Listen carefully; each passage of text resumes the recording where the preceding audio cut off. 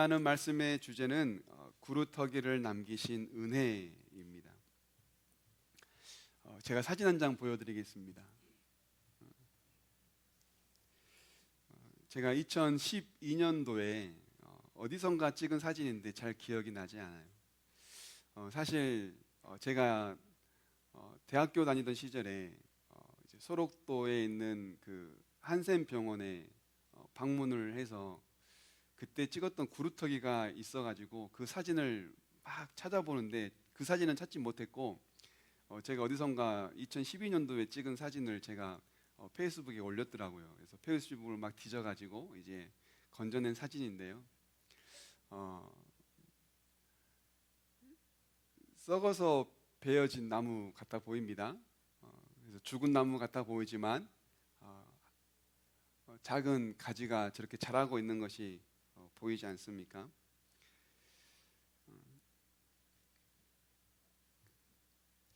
가까이에 있는 나무는 보면 잘려 있고요. 또 멀리서 보이는 나무는 아주 푸르른 잎을 가지고 있습니다.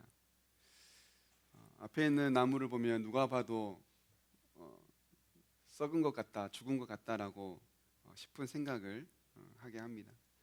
제가 이거를 페이스북에 올리면서 이렇게 글을 썼더라고요.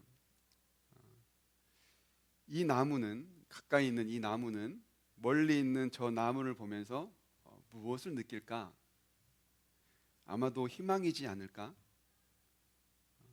나 또한 희망을 놓지 않는 사람이고 싶다. 이렇게 짤막한 글을 남기면서 함께 이 사진을 올렸던 기억이 있습니다.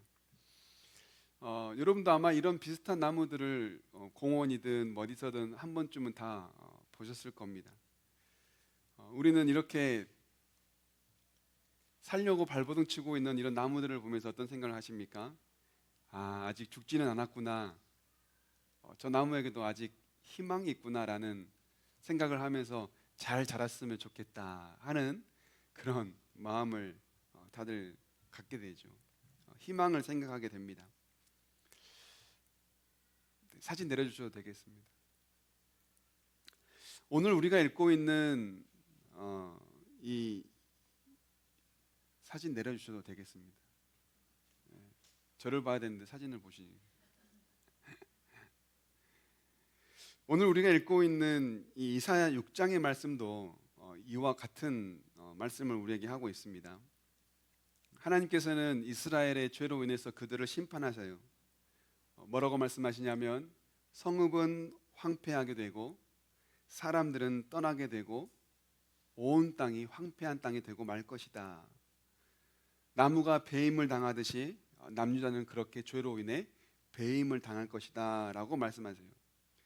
그러면서 마지막에 한 가지의 놀라운 소망의 말씀을 하시죠. 구루터기는 남는 것 같이 거룩한 씨가 이 땅의 구루터기로 남을 것이다 라고 말씀합니다. 나무는 베어져도 구루터기는 남듯이 하나님께서 이스라엘을 심판하시겠지만 그렇다고 그들을 포기한 것은 아니다라는 거예요. 구루터기는 남듯이 하나님께서 이스라엘을 포기하지 않겠다라는 겁니다. 여러분, 이것이 바로 하나님의 은혜입니다. 죄로 인해 그들을 반드시 베겠다라고 말씀하시면서도 구루터기를 남겨두시고 다시 살아갈 수 있는 생명을 주시는 것, 이것이 곧 하나님의 은혜이지 않겠습니까? 그렇게 보면 하나님은요, 죄를 정말로 미워하세요. 그래서 하나님께서는 죄를 그냥 그대로 내버려 두지 않습니다. 죄를 어떻게 하십니까? 베어내십니다. 죄는 반드시 제거하십니다. 때로는 우리가 이해하기 어려울 정도로 철저하게 죄들을 차단하세요. 그러나 하나님께서 죄를 제거하시는 것은 내가 죄인도 제거하겠다라는 뜻은 아닙니다. 남겨진 구루터기에서 새싹이 돋아나 다시 살아나게 하시듯이 죄를 제거하시지만 죄인에게는 거룩한 씨를 남겨 다시 살아날 수 있는 은혜를 주시는 겁니다. 그래서 하나님은 죄를 미워하셔서 반드시 그 죄만큼은 제거하시지만 자기 백성만큼은 결코 포기하지 않으십니다. 거룩한 씨를 남겨두시고 그 거룩한 씨로 말미암아 다시 살아날 수 있는 은혜를 주신다는 거예요. 그러므로 혹시 이 자리에 앉아 계시는 여러분 가운데 나는 끝났어. 내 인생은 이제 끝이야. 너무나 막막해. 절망이야. 이런 모든 걸 포기하고 싶은 마음을 가지고 있는 분들이 있다면 오늘의 말씀을 잘 기억하고 붙들 수 있기를 간절히 원합니다.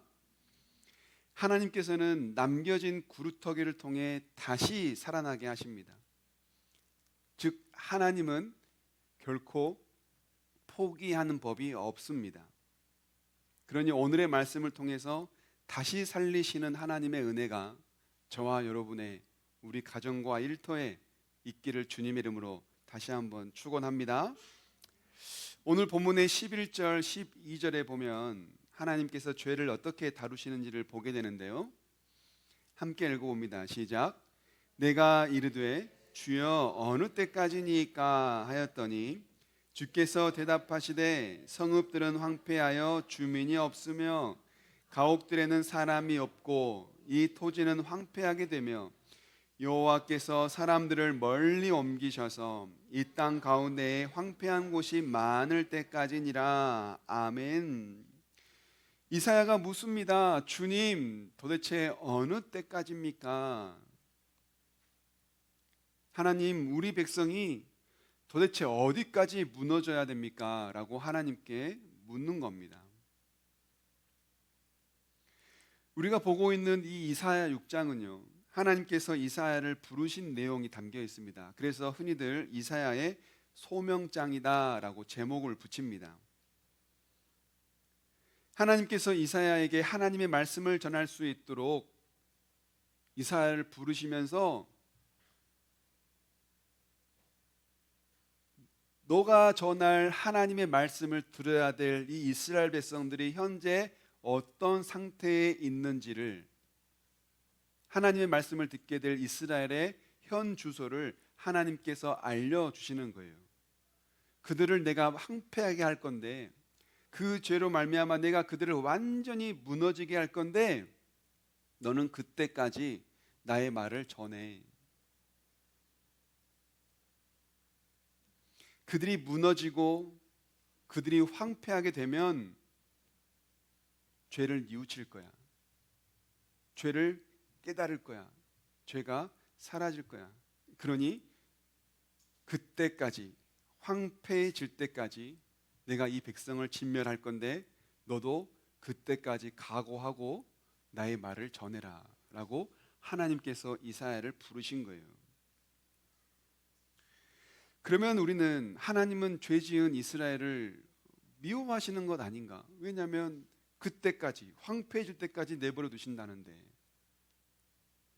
주민은 황폐해서 사라지고 집과 땅과 모든 것들이 다 황폐해진다고 하는데 하나님은 황폐해질 때까지 그 백성들을 두시는 거, 그거 미워하시는 거 아닌가?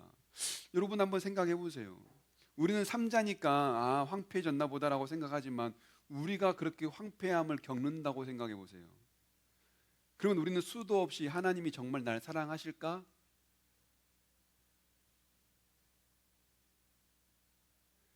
분명 하나님은 나를 하나님의 자녀라고 백성이라고 말씀하셨는데, 나 하나님의 백성이라고 해놓고 하나님의 자녀라고 해놓고 사랑한다고 해놓고 왜 이럴 때까지, 왜 이렇게까지 황폐해질 때까지 날 내버려 두시지? 라고 생각하지 않겠어요?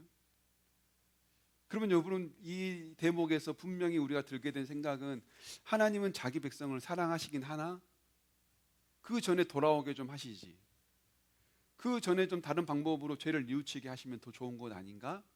라고 우리는 생각하게 되는 거죠. 그런데 여러분, 하나님께서 자기 백성을 황폐해질 때까지 내버려 두시는 이유는 사랑하지 않아서가 아닙니다. 하나님이 하시고자 하는 것은 죄를 완전히 진멸하고 죄가 완전히 사라진 그 깨끗한 곳에 다시 씨앗을 심어 새로운 생명을, 죄가 없는 새로운 생명을 다시 태어나게 하시려고 하는 하나님의 계획이신 거예요. 우리는 이렇게 하나님께서 자기 백성을 완전히 황폐하게 하시는 것을 보면서 하나님께서 죄를 얼마나 싫어하시는지를 알 수 있습니다. 여러분, 하나님은요, 죄를 정말 싫어하세요. 그래서 하나님은 죄만큼은요, 대충 처리하는 일이 없습니다. 그래서 이사야의 소명장이라고 부르는 이 이사야 6장에서 이사야가 하나님께 부름을 받을 때도 하나님은 이사야를 부르기 전에 가장 먼저 이사야의 죄를 해결하고 부르세요.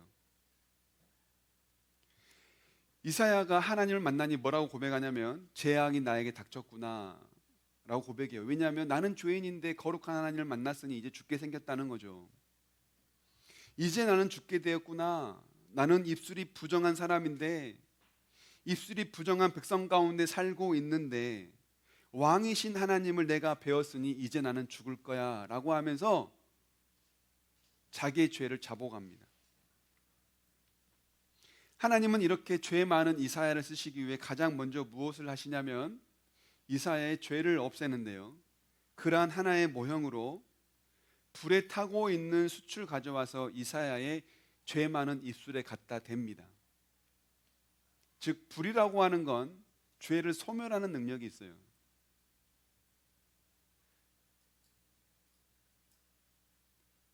철이 연단될 때 순전한 철이 되기 위해서 뜨거운 불에 들어가지 않습니까? 그런 것처럼 불에 타고 있는 숯을 가져다가 이사야의 입술에 갖다 대고 이사야가 짓고 있는 모든 죄를 이 불로 태워 없애신 거예요. 그리고 하나님께서 말씀하시기를 이것이 너의 입술에 닿았으니 너의 악은 사라지고 너의 죄는 사해졌다 라고 죄사함을 선포하세요. 그리고 나서 이사야를 백성에게 보내시는 겁니다. 그러니 하나님은요, 이사야를 부르시고 보내실 때도 가장 먼저 죄를 해결하신 것만큼 하나님은 죄를 싫어하신다는 거예요. 과거 출애굽 백성들이, 출애굽한 이스라엘 그 백성들이 가나안 땅에 들어가지 않습니까? 요단강을 건너고 가나안 땅에 들어가 가장 먼저 여리고성을 함락시키죠. 그리고 나서 하나님께서는 이 이스라엘 백성들에게 가나안에 있는 성읍들을 하나씩 하나씩 차지하게 하시는데요, 우리는 이렇게 가나안에 있는 성읍들을 하나씩 차지하게 하는 것을 보면서 하나님을 마치 전쟁의 신이다라고 생각하기도 해요. 이건 큰 착각입니다. 사람을 죽이고 성읍을 빼앗는 하나님은 무서운 하나님이야 라고 생각하게 되는데요, 하나님이 무서워서 하나님은 전쟁의 신이라서 그렇게 하시는 걸까요? 아닙니다. 성경에 나오는 전쟁에 가지고 있는 그 영적 의미는 바로 뭐냐면요, 그 땅을 차지하는 게 아니에요. 그 땅에 있는 죄를 진멸하는 거예요. 그래서 우리는 그러한 전쟁을 보고 영적 전쟁이다라고 표현을 하죠. 하나님께서 이스라엘 백성들에게 가나안 땅을 주겠다 약속하시고 그 가나안 땅을 들어가 가장 먼저 성읍을 차지하게 하면서 하나하나 진멸해 가시는 이 말씀은 그 백성들을 쫓아내고 그 땅을 차지하는 전쟁을 관한 말씀이 아니라 가나안 땅에 있는 그 가나안 사람들의 모든 우상과 부도덕한 생활들을 하나님께서는 먼저 진멸하시고 그 땅을 거룩하게 구별하신 다음에 하나님의 백성들을 그 땅에 살게 하시는 거예요. 하나님은 이처럼 죄를 미워하세요. 죄는요, 씨앗까지도 뽑기를 원하시는 겁니다. 그런데 이스라엘 백성들이 가나안 땅에 들어가 그 땅을 하나씩 차지하던 중에 모든 것을 진멸하라라고 하는 하나님의 명령을 어기는 사람이 등장합니다. 바로 우리가 알고 있는 아간이라는 사람입니다. 하나님께서 모든 걸 진멸해라라고 명령했는데요, 이 아간이라고 하는 사람이 눈에 보기 좋은 것을 훔쳐다가 집에다 숨겨놔요. 가나안 사람들이 살던 그 성읍에 눈에 보기 좋은 외투 한 벌이 있거든요. 그리고 또 눈에 보기 좋은 은이 있거든요. 그래서 그 외투와 은을 몰래 훔쳐다가 집에다가 숨겨 놓습니다. 결국 그 아간이 어떻게 됐을까요? 죄를 집으로 가져왔으니 하나님께 진노를 당해 죽임을 당합니다. 하나님께서는 이처럼 죄를 대해 철저하게 다루신다는 걸 우리는 알게 됩니다. 그런데 우리는 이 죄를 너무나 쉽게 생각할 때가 많아요. 이 정도는 괜찮겠지. 외투 한 벌쯤이야. 은 한 덩이쯤이야. 집에다 몰래 숨겨놔도 괜찮겠지. 남들도 이 정도는 하는데 뭐 어때? 마음으로만 미워하는 건데 뭐 마음으로 미워하는 것도 못해? 라고 하면서 우리는 하나님이 원하지 않는 죄에 대해서 너무나 쉽게 생각할 때가 많아요. 그런데 데살로니가전서 5장 21절에서 22절은 죄에 대해 우리에게 이렇게 가르쳐주고 있습니다. 함께 읽어봅니다. 시작. 범사에 헤아려 좋은 것을 취하고 악은 어떤 모양이라도 버리라. 아멘.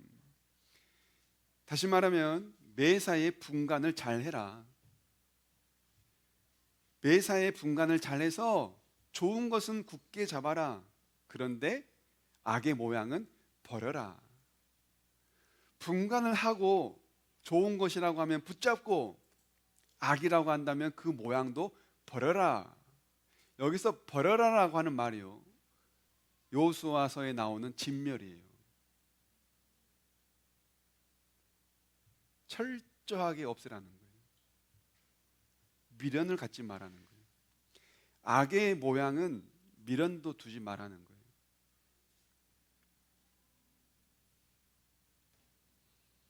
하나님께서는 이처럼 죄에 대해만큼은 우리에게 말씀하시기를 적당하게 처리해, 이렇게 말씀하시는 것이 아니에요. 한두 번쯤 괜찮아, 이렇게 말씀하시는 것도 아니에요. 처음부터 완전하게 철저하게 진멸하라, 없애라 라고 우리에게 말씀하고 계시는 겁니다. 이제 이스라엘은 큰일 났습니다. 그렇죠? 땅은 황폐해지고 집도 황폐해지고 주민들은 끌려가고 노예가 되고 죽어나가고 전쟁에 가서 다 죽고 나라가 없어졌어요. 망했습니다. 모든 것이 완전히 끝났습니다. 이스라엘의 땅은 쑥대밭이 되고 말았습니다. 그런데 하나님께서 그 백성들에게 한 가지의 비밀을 남겨놓으시죠. 오늘 본문의 13절입니다. 함께 읽어봅니다. 시작. 그 중에 10분의 1이 아직 남아있을지라도 이것도 황폐하게 될 것이나 밤나무와 상수리 나무가 뱀을 당하여도 그 구루터기는 남아있는 것 같이 거룩한 씨가 이 땅의 구루터기니라 하시더라. 아멘. 아멘. 나무가 뱀을 당하면 구루터기는 남는 것처럼 지금 이스라엘은 뱀을 당했다. 그런데 구루터기가 남을 거야. 그게 바로 거룩한 씨야. 이 문장에서 중요한 건 구루터기보다 거룩한 씨입니다. 하나님께서는 구루터기가 남듯이 거룩한 씨를 이스라엘 백성 가운데 남겨두세요. 이 거룩한 씨가 뭔지에 대해서는 의견이 분분합니다만 중요한 건 다 죽은 이스라엘 백성을 다시 살아날 수 있게 하는 씨앗을 남겨뒀다는 거예요. 생명을 남겨뒀다는 거예요. 이게 은혜라고 하는 거죠. 하나님께서 아브라함을 부르실 때 내가 너로 큰 민족을 이루게 하겠다, 너로 말미암아 복의 근원이 되게 하겠다라고 약속을 하셨어요. 그리고 하나님께서는 다윗을 부르실 때도 마찬가지였어요. 내가 너의 집안에서 왕이 끊어지지 않게 하겠다라고 말씀하셨어요. 하나님은 그렇게 아브라함에게 하셨던 그 약속, 그리고 다윗에게 하셨던 그 약속을 여전히 유효하게 이루어 가고 계시는 거예요. 그래서 하나님은요, 이 거룩한 씨를 남겨두신 겁니다. 그 옛날 아무도 기억하지 못하고 있는 하나님의 약속을 하나님은 기억하셔서 그 약속을 지금도 이루어 가고 계신다는 거예요. 그래서 여러분, 거룩한 씨를 남겼다라고 하는 것은요, 이스라엘이 잘해서 남은 게 아닙니다. 이것은 하나님의 은혜입니다. 하나님의 약속에 의해 하나님의 절대적 주권으로 인하여 생명의 뿌리를 하나님께서 남겨놓으신 거예요. 그래서 하나님은요, 이스라엘을 뿌리채 뽑으신 게 아니라 그냥 베이신 거예요. 왜? 다시 살아날 수 있는 생명을 남겨놓기 위함입니다. 그러니 구루터기 거룩한 씨는 하나님의 은혜인 거죠. 하나님께서 인간을 창조하시고 처음에는 관계가 아주 좋았습니다. 그런데 그렇게 좋았던 관계가 무너져요. 뭐 때문에요? 인간의 탐욕 때문에 무너지기 시작합니다. 그러면서 인간에게 들어오기 시작한 게 있는데, 그게 바로 뭐냐면 죄로 인한 수치심입니다. 부끄럽다, 창피하다, 가리고 싶다. 그러면서 사람들이 아담과 하와가 무화과 나뭇잎을 엮어 몸을 가리는 수치를 가릴 수 있도록 옷을 입어 있지 않습니까? 그런데 하나님은 더 완전한 수치를 가려주시려고 짐승의 희생으로 가죽의 옷을 지어다가 입히시죠. 하나님 포기하지 않은 거예요. 그런데 문제는 그런 사람들이 또 죄를 짓기 시작하는 거예요. 결국 하나님이 그 다음에 내리신 심판이 뭡니까? 노아의 홍수입니다. 하나님께서 노아의 홍수를 통해 이 땅을 쓸어버리겠다, 즉 죄를 진멸하는 거예요. 이 땅을 다 모조리 진멸시키겠다, 모든 죄를 없애버리겠다라고 심판을 명령하시는데요, 한 사람을 남겨놔요. 누굽니까? 노아입니다. 그리고 그의 가족들이죠. 창세기 6장 8절에 보면 이렇게 말씀합니다. 시작. 그러나 노아는 여호와께 은혜를 입었더라. 아멘. 여러분, 노아가 남겨짐을 당한 건 노아가 잘해서입니까? 아니면 하나님께 은혜를 입었기 때문입니까? 하나님께 은혜를 입었기 때문이라는 거예요. 그런데요, 이 창세기 6장에 보면 노아는 당대 의인이었다라고 말합니다. 노아가 당대 의인이었다라고 하는 건 하나님께 은혜를 입었기 때문에 의인이라고 칭함을 받았다라는 말이지, 노아가 의인으로 살았다는 말은 아니에요. 하나님께서 노아를 의롭게 여기셔서 그에게 은혜를 베푸셔서 그만큼은 그의 아내와 그의 세 아들과 세 며느리 총 8명과 모든 가축의 쌍을 이루어서 노아의 방주에 실으시죠. 40일 동안 밤낮으로 비가 쏟아집니다. 온 땅이 홍수로 쓸어버리게 돼요. 그야말로 살아남는 건 있습니까? 없습니까? 아무것도 없습니다.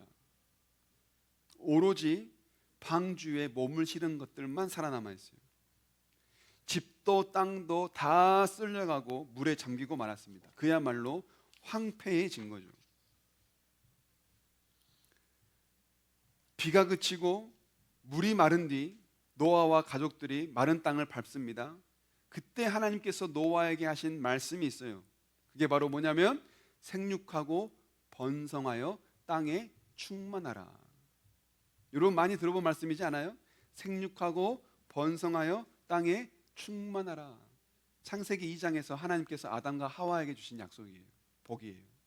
즉 하나님은요, 인간의 죄를 다 쓸어버리시려고 노아의 홍수를 통해 다 쓸어버리신 다음에 노아와 그의 가족들을 통해 다시 재창조해 가신다는 거예요. 하나님은 사람을 미워하시는 것이 아니라 죄를 미워해서 그 죄를 진멸하시고 하나님의 은혜로 남겨진 그들을 통하여 다시 하나님의 창조의 계획을 이루어 가게 하셨던 거예요. 어제는 8월 15일 우리 대한민국 광복 81주년이 되는 날이었습니다. 여러분 혹시 여성 독립운동가로 알려진 김마리아 선생님을 아십니까? 사진 준비했는데요. 우리가 알고 있는 도산 안창호 선생님, 독립운동가 분께서는요, 이 김마리아를 두고 이렇게 말했습니다. 김마리아 같은 여성 동지가 10명만 더 있었다면 독립은 이미 됐을 것이다. 그만큼 독립으로서 대단한 영향력을 펼쳤던 사람입니다. 일본 유학 중이었던 이 김마리아 선생님은요, 몰래 독립선언서를 가지고 조선으로 귀국을 합니다. 그리고 전국을 돌면서요, 이 독립운동을 함께 할 수 있는 사람들을 모으기 시작합니다. 그렇게 해서 시작된 게 1919년 3.1운동이에요. 그 뒤로 수차례 체포가 되고 수감 생활을 합니다. 심한 질병을 앓다가 곧 죽게 생겨서 병보석을 얻고 석방을 합니다. 그런데 그렇게 병을 계속해서 치료하면서도요, 끝까지 포기하지 않아요. 나라의 독립만큼은 포기하지 않습니다. 여러분 한번 생각해 보세요. 일점강점기에 우리나라는 그야말로 모든 것을 빼앗긴 황폐한 땅이지 않았습니까? 민족의 정신을 말살시키려고 우리 말까지 빼앗겼잖아요. 그냥 그것은 모든 걸 정신까지 뺏겼다는 거예요. 땅이 뺏긴 게 문제가 아니에요. 집이 뺏긴 게 문제가 아니에요. 정신을 빼앗아 간 겁니다. 모든 걸 다 뽑아버린 거죠. 그렇게 완전히 황폐해진 이 땅, 그런데 구루터기가 남았던 거죠. 생명의 씨앗이 남아 있었던 거죠. 오늘의 말씀에 의하면 거룩한 씨앗이 남아 있었던 겁니다. 그게 바로 그때의 그 독립운동가들이었던 거예요. 나를 포기하지 않고 끝까지 항쟁했기 때문에 오늘 우리가 대한민국을 우리나라라 여기며 우리나라에서 이렇게 살아가고 있는 것 아니겠습니까? 이것을 보면 우리가 생각하게 되는 건 뭡니까? 사람도 이처럼 포기하지 않는데, 사람도 이처럼 자기 스스로가 거룩한 씨앗이라 믿어 희생을 바쳐 인생을 바쳐 나라의 독립을 위해 싸워가는데 하나님께서도 우리를 포기하지 않는다는 거예요. 하나님께서는 반드시 구루터기가 남듯이 우리에게 거룩한 씨앗을 남기셔서 우리를 다시 살리신다는 거예요. 그런 여러분, 우리는 이렇게 생각할 수 있어요. 우리 인생을 생각하면서 너무나 힘들고 버거울 때, 왜 이렇게 끝이 안 나는 걸까? 더 이상 내 인생엔 소망이 없는 걸까? 이제는 접을까? 이제는 포기할까? 우리 인생만 놓고 그렇게 생각하는 게 아니라 누군가는 가정을 놓고 그렇게 생각할 수 있어요. 우리 가정은 끝이야. 가정을 포기하는 사람. 또 누군가는 사업을 놓고 내 사업은 이제 끝이야. 사업을 포기하는 사람. 우리 자녀들 같은 경우 학업을 놓고 학업을 포기하는 사람. 또 누군가는 건강을 잃고 건강을 포기하는 사람. 우리는 여러 가지의 포기하는 마음들을 가지고 살아갈 때가 있습니다. 그런데 하나님께서는 오늘 말씀을 통해 우리에게 분명히 말씀하세요. 너에게 남겨진 구루터기가 있어. 너에게 남겨진 거룩한 씨앗이 있어. 나는 그 거룩한 씨앗으로 너를 다시 살릴 거야. 나는 거룩한 그 씨앗으로 너의 가정을 다시 살릴 거야. 나는 거룩한 그 씨앗으로 너의 일터를, 너의 사업장을 다시 살릴 거야. 나는 거룩한 그 씨앗으로 너의 자녀를 다시 살릴 거야. 나는 거룩한 그 씨앗으로 너의 인생을, 너의 신앙을 다시 살릴 거야. 나는 포기하지 않아. 그러니 너도 포기하지 마. 여러분, 하나님께서 오늘 우리에게 그렇게 말씀하시는 거예요. 여러분, 저는 말합니다. 하나님께 가장 큰 죄가 뭔지 아세요? 우상 숭배, 불의, 이것도 죄지만요, 하나님 앞에 가장 큰 죄는요, 하나님도 포기하지 않은 나를 내가 먼저 포기하는 거예요. 하나님도 포기하지 않은 우리 가정을 내가 먼저 포기하는 거예요. 하나님도 포기하지 않은 우리 자녀를 부모가 먼저 포기하는 거예요. 이게 하나님께 짓는 가장 큰 죄예요. 하나님도 포기하지 않는데 우리가 뭐라고 포기합니까? 하나님이 붙들고 있는데 우리가 뭐라고 놔버립니까? 하나님을 우리의 주인이라고 고백한다면, 하나님을 우리의 창조주라고 고백한다면 하나님을 우리의 구원자라고 고백한다면 하나님도 포기하지 않기 때문에 우리도 결코 포기하는 일이 없어야 하는 겁니다. 그런 여러분, 오늘 말씀을 통해 간곡히 당부하며 부탁드립니다. 여러분, 포기하지 맙시다. 가정을 포기하지 맙시다. 자녀를 포기하지 맙시다. 사업장과 일터를 포기하지 맙시다. 심지어 내 인생, 우리의 신앙도 포기하지 맙시다.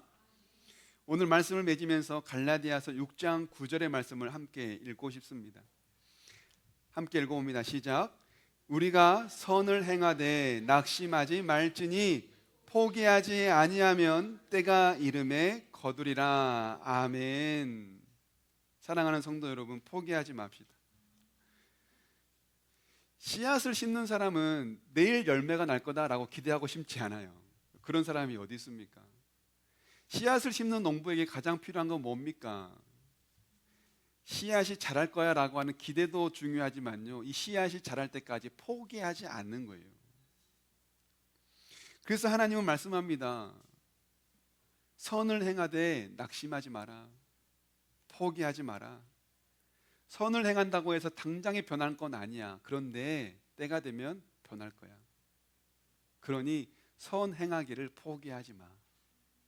오늘 우리말로 바꿔 생각해 보면 하나님 믿기를 포기하지 마. 자녀를 위해 기도하기를 포기하지 마. 가정을 위해 기도하기를 포기하지 마. 일터를 위해 기도하기를 포기하지 마. 그렇게 너가 선에 의해 기도를 쌓아가다 보면 하나님께서 반드시 때에 따라 열매를 거두게 하실 거야. 나도 포기하지 않으니 너도 포기하지 마. 때가 되면 거두리라 라고 말씀해주고 계시는 거예요. 우리 그러한 마음을 담아서 한번 두 손을 가슴 앞에 모으고 저를 따라서 한번 믿음으로 선포해 봅시다. 하나님, 포기하지 않겠습니다. 하나님, 자녀를 포기하지 않겠습니다. 하나님, 가정을 포기하지 않겠습니다.